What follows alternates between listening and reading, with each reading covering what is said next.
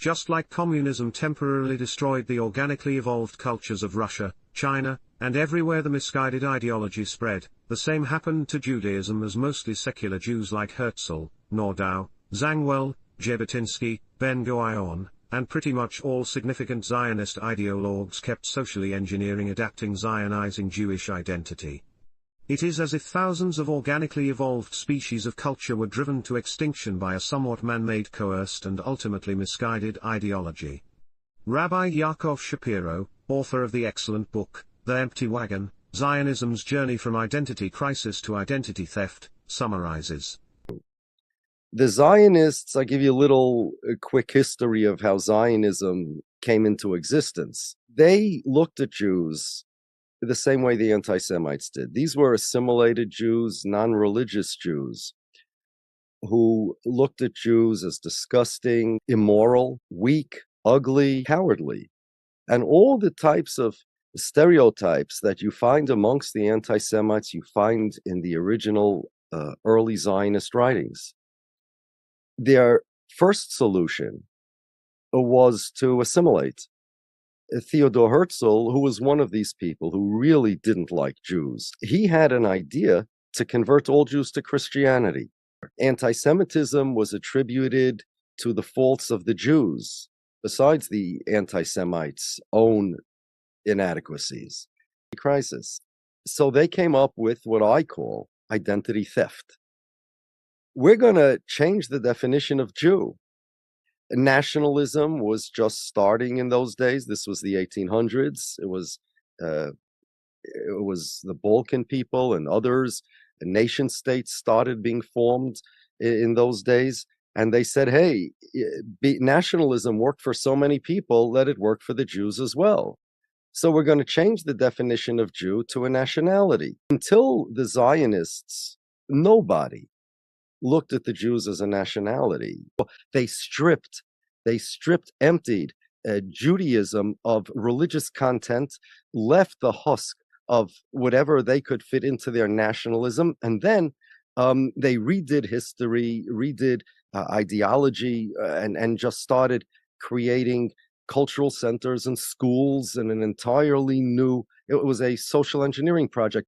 The Zionists presented themselves to many Jews as simply wanting a practical solution to anti-Semitism. That was propaganda. And the rabbis actually said, we don't need the Holy Land, let's take Uganda, because Rabbi Reines was their leader, that was his name. He said, because if we're just looking for a safe place, why do we have to have the Holy Land?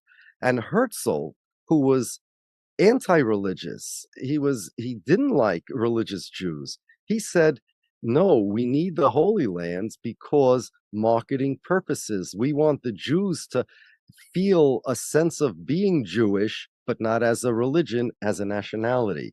We want them to have a sense of this is a familiar place, the place they've always longed for, but not as a messianic renewal of the world, as a national homeland. You see, artificial Jewish flavoring and artificial Jewish coloring, that's what they did. You want to know what my solution is?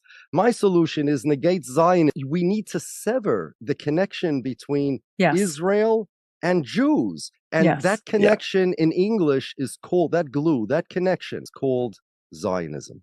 So they said, we're going to change all of you, all of us. We're going to steal your identity. We're going to tell the world, our wars are your wars. Our country is your country. We are the state of the Jews. Our wars are the wars of the Jews. We're fighting for you. Our prime minister is the prime minister of the Jews. And that is why Zionism is so antithetical, so the opposite of Judaism. And the notion about Jews never having military heroes, you wrote about that in your book, and it really touched me. You said they never had military heroes. We only looked up to righteous people, never to the warrior, the athlete, or the artist. It would be unthinkable for the Jews to have the scene of a military battle become a national attraction.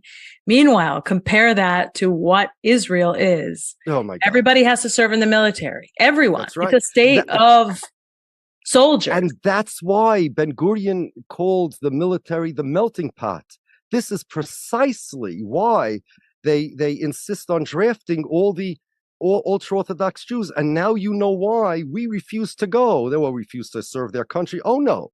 The purpose of Israel's army is not merely to be a military. The purpose of Israel's army is to be a melting pot. It's a church of Zionism. You know that they teach about Judaism and Jewish identity in the army? It's ridiculous. The army is their church of Zionism. So entire Zionist history, culture, Jewish identity is all contrived. It's synthetic, it's artificial. If people sat down, and they still do today, there are think tanks, JPPI and various others like that, and they think, how could we further advance Zionism? How could we change the story? How could we better the story? How could we progress? How could we get more followers? And one of the things they did was they wanted to make Jews appear as if they are organically connected to the Holy Land, but not from a religious perspective, not from a spiritual perspective, not from a God-centric perspective, rather from a national perspective. So many of them came from Russia, from Poland, and they spoke Yiddish, most of them. The Sephardim spoke Arabic, actually. I have Jews or friends from Syria, they speak Arabic. So they started by changing the language that they wanted the Jews to speak, to Hebrew. No more Yiddish. Yiddish is a dialect of German. So they changed their names. They had regular European, Russian names, Milakovsky and Grun. Ben Gurion was Grun or Green, depends how you pronounce, the U with two dots on top of it. All of these guys, these names aren't really natural, organic names of their families. They changed it. And Ben Gurion made a rule that over a certain level of employment or in the army, an officer or employee, you have to change your name. Everything, the whole history is a fake. Their identity is a fake, and it's my identity that they stole. This is it, Zionism is anti-Semitic. Zionism is anti-Jewish. And the solution, we have to get rid of Zionism.